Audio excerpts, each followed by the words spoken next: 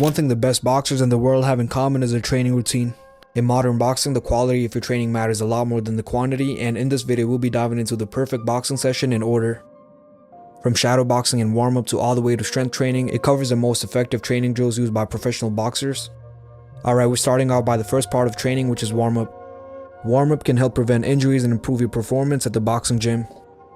To warm up, you should start off by stretching, for example arm circles, leg swings, and jumping jacks. Once you're done stretching, use a jump rope to get some blood flowing. Using the jump rope is a great way to warm up, and it can also help you with your footwork, since in boxing you need to stay on your toes if you're trying to move in and out. Now that we're done covering warm up, let's move on to the first real part of a training session. Now depending on how you set your day up, running might come before or after the gym, but either way you need to get some road work in if you're trying to build some stamina.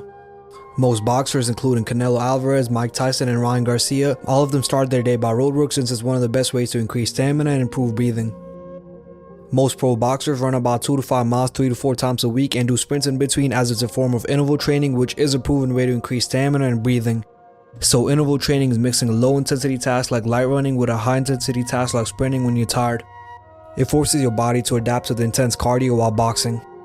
Alright, now that we're done with running and sprints, let's move on to the next drill, which is shadow boxing.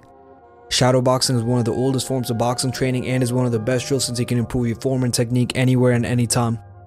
You should be shadow boxing for about 4 to 6 rounds, with the first round being less intense. The best thing about shadow boxing is that you can get creative. For example, you can use a ladder and focus on footwork drills, or you can use dumbbells and focus on building speed.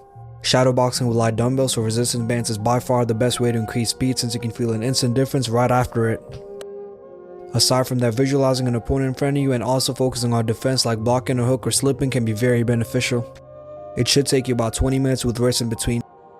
Alright, now let's move on to the next training drill you need to do to have a proper boxing session. It is bag work. Bag work is the most common drill and is the best way to practice boxing combinations and build power or technique. The standard for bag work is about 6 rounds, which takes about 25 minutes, with a few rounds being less intense. A great tip to see better progress is blocking or defending after throwing a boxing combination. You should also be moving around the heavy bag and try out new combos each time. One thing I see a lot of people lack is a body jab, and bag work is the best place to practice it. Additionally, interval training can be used on the heavy bag as well, since you can keep spamming 1-2 till your hands give up. There's a reason why most coaches make you do bag work for the longest time in the gym. Alright, now that we're done covering bag work, let's move on to the most important form of training, which is sparring.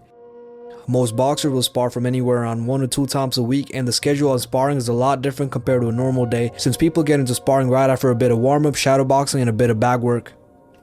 Nobody wants to run 5 miles before a sparring session. Sparring as an amateur boxer is usually short. As far as my gym, it's about 3 to 5 rounds, but a lot of professional boxers get up to 8 rounds of sparring, with Manny Pacquiao and all going like 10-12 rounds. As for the intensity, it's usually light sparring for the most part, but your coach will put you in hard sparring sessions if you're training for a fight.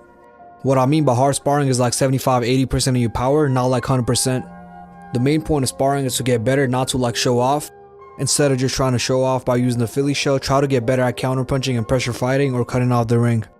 These are common skills you need to master to win a fight. Now let's move on to the next training drill in a perfect boxing session.